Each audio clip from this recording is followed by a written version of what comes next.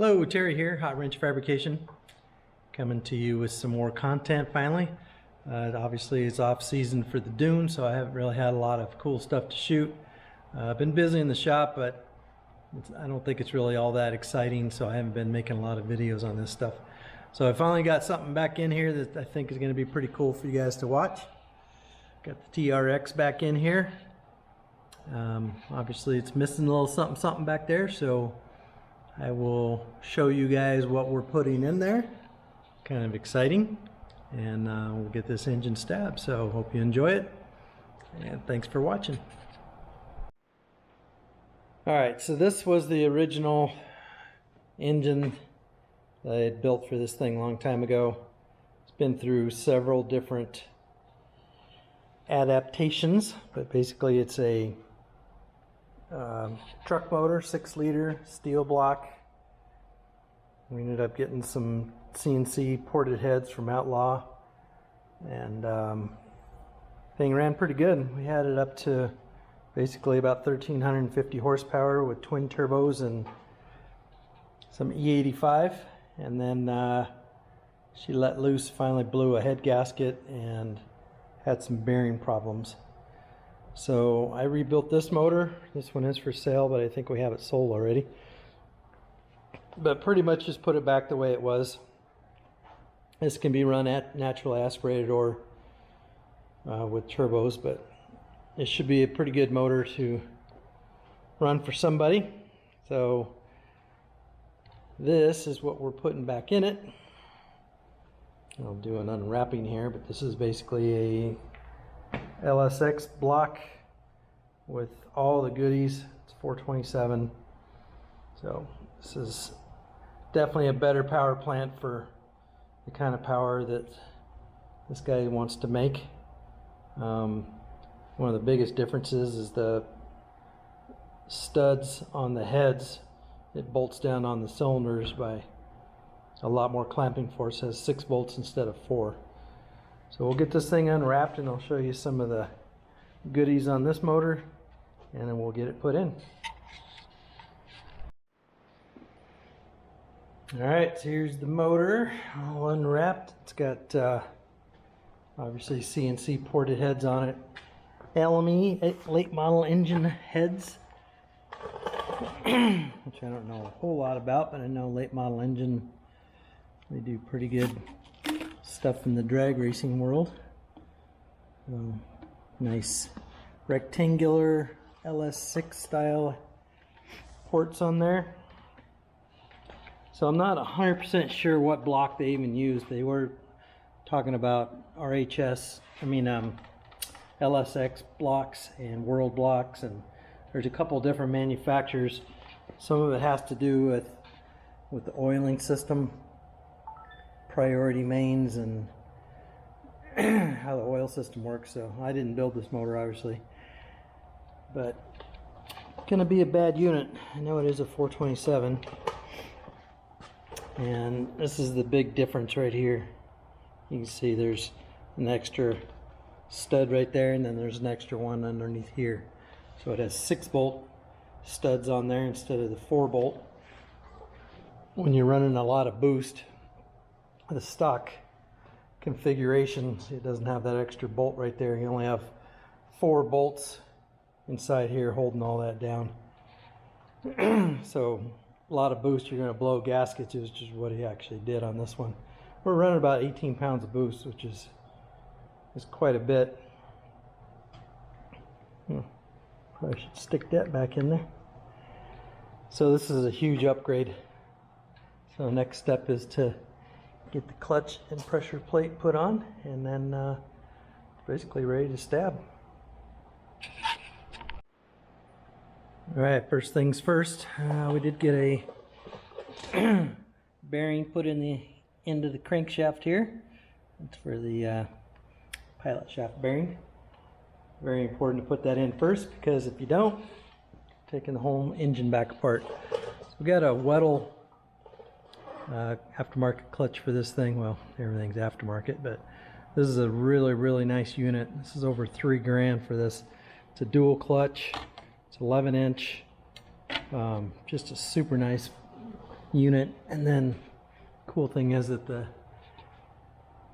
throwout bearing is in the middle there. Instead of having an arm like in traditional dune buggies, you got a little arm on the outside with the slave out there, but it's a center slave. And everything is all doweled and pinned the way this thing goes together. It's really nice. See all the dowels in there, they line up. It's got little holes in there like a brake rotor. That'll help to dissipate a little bit of heat. So everything gets lined up all nice. And get this thing torqued down and get it installed. Alright, so I got the flywheel lined up on there. And easy way to tell if it's lined up is because there's an extra hole in here. You could put an extra dowel pin in here and just to make it that much stronger. I've never really seen that used very often, but that is what it's for.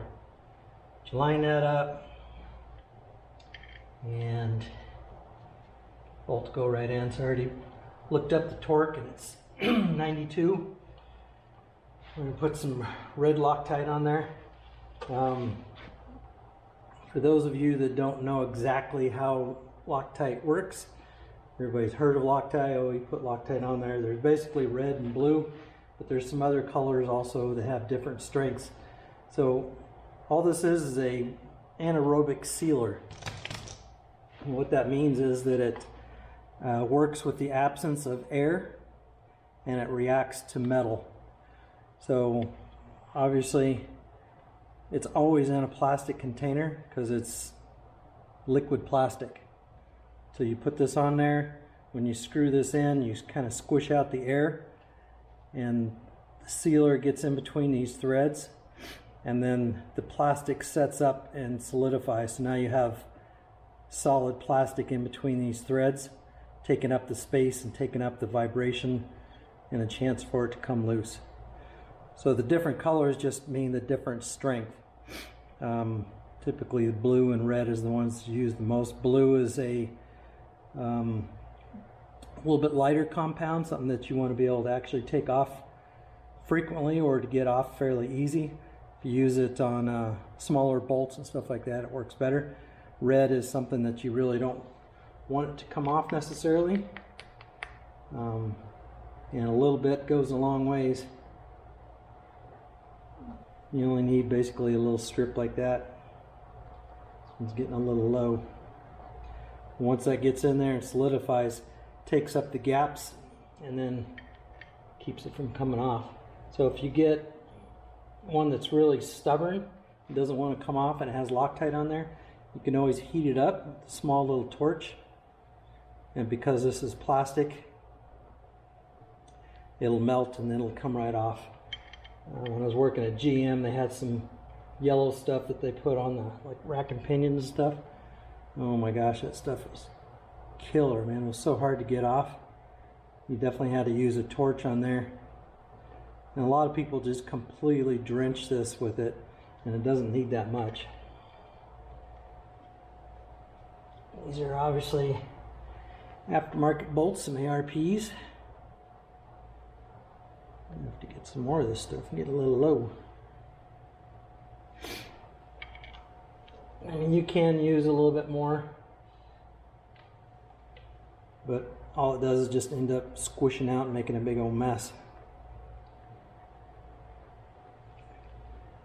You're always going to find it in a plastic container because it's liquid plastic and it doesn't set up in plastic. Obviously when you put the cap on there, you're running the air, not a whole lot of air in there, but it still doesn't solidify because it kind of reacts with metal. There we go. So I've been on a Milwaukee tool kick lately. It's kind of addicting. I can't get enough. I've been a Snap-on guy forever, and Snap-on obviously makes some nice tools, but my 3/8 impact just went out, so I purchased this guy, and this thing is amazing. I mean, this has the power of a 1/2 inch. It is a little bit heavier than my snap-on one was, but it's definitely got more power.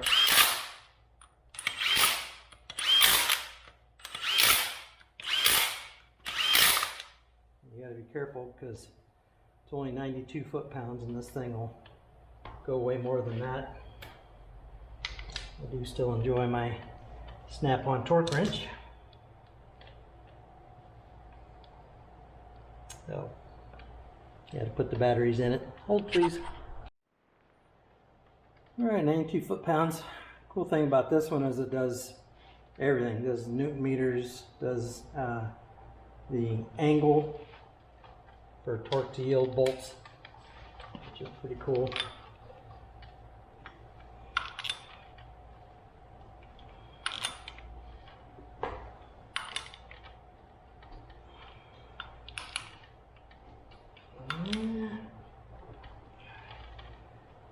So that gun already did more than 73 and I barely even hit it.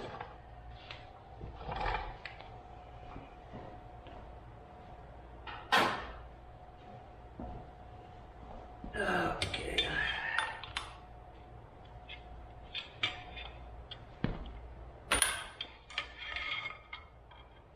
This is a little challenging. There it goes. Okay, that worked. Put that in there and I had enough to get her held up.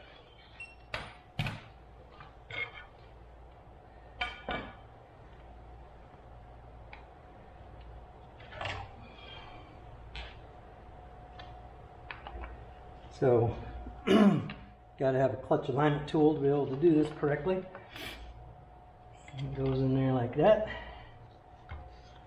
The first one lines up, and then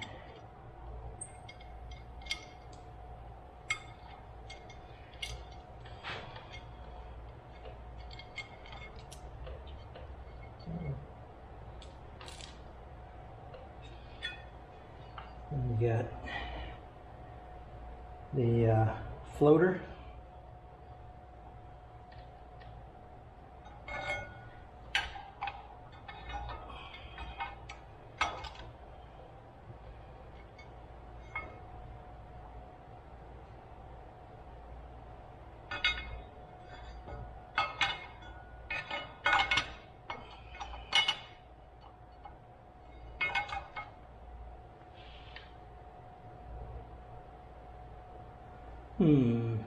It doesn't work.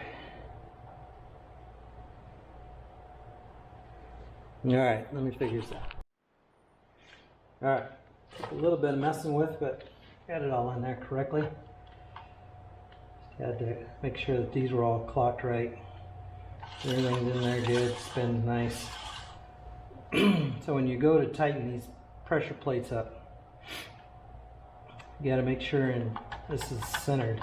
This is just plastic, so right now it's kind of hanging down. There's a lot of slop in there. So you basically want to kind of push, center it up the best you can, and then slowly tighten this up.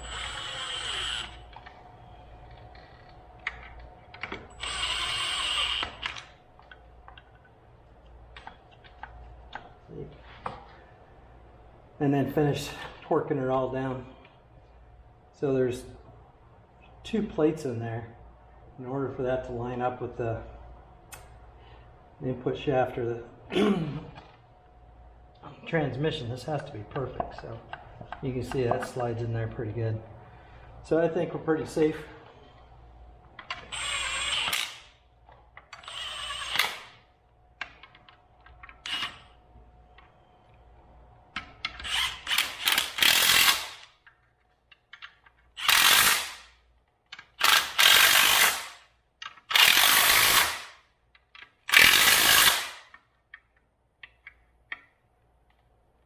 Down there somewhere.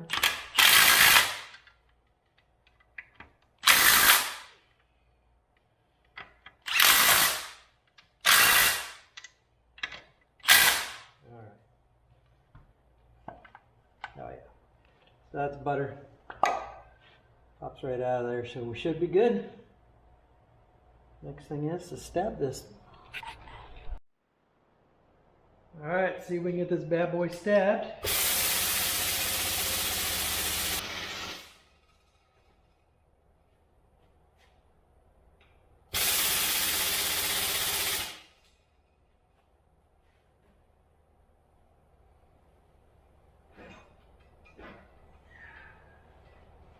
Always good for the floor to drag your hoist sideways. Oh, looking good.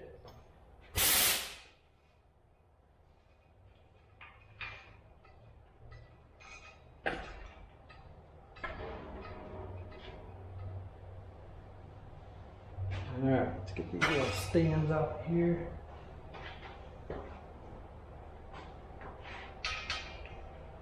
$15.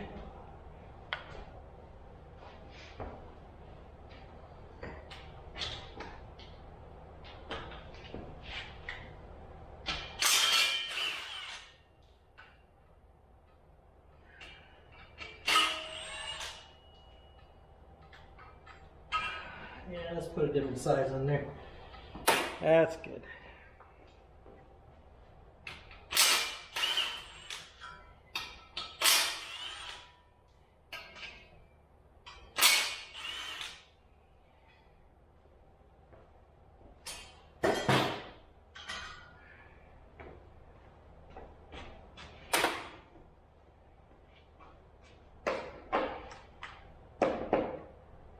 $15 and a $16. Apparently. No, $17. Should have known better.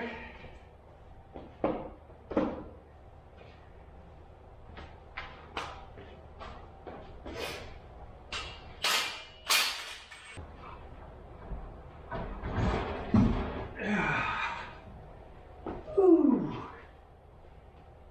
That's it.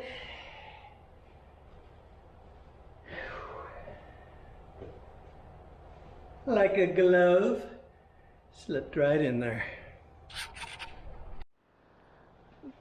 So I love using these little ARP studs. They make it so nice to be able to put these headers on. Made these headers last year, a couple years ago, stainless steel. I mean, they're okay.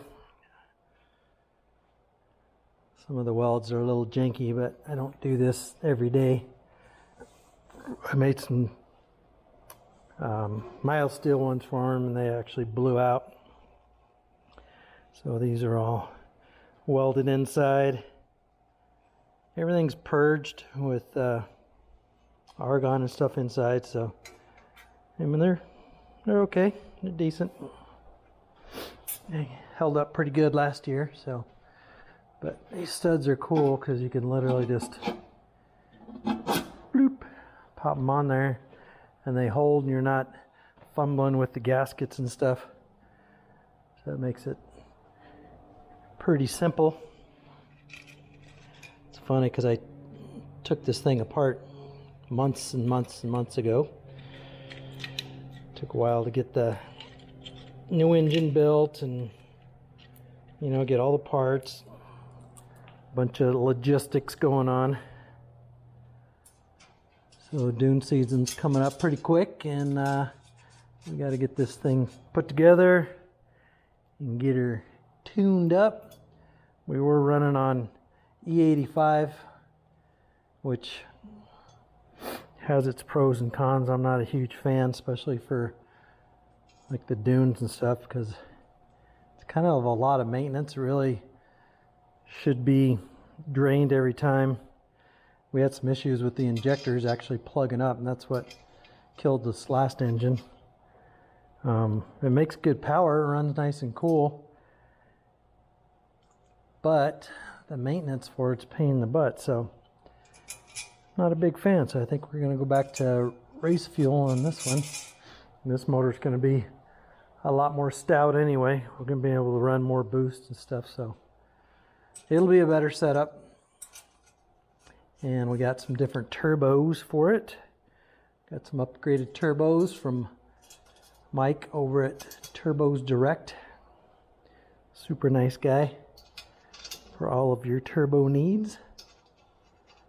Oh, missing one. Uh-oh, missing one nut. I bet you it's right over here, right where I left it.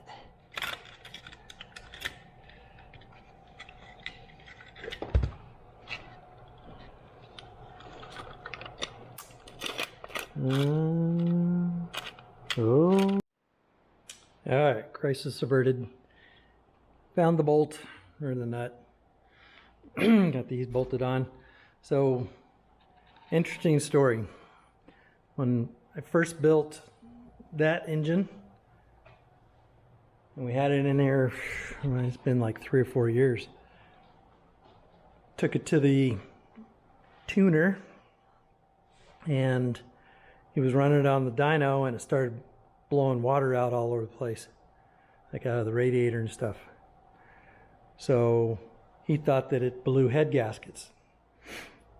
So he took the motor all apart, replaced the head gaskets, put it all together, and basically it did the same thing.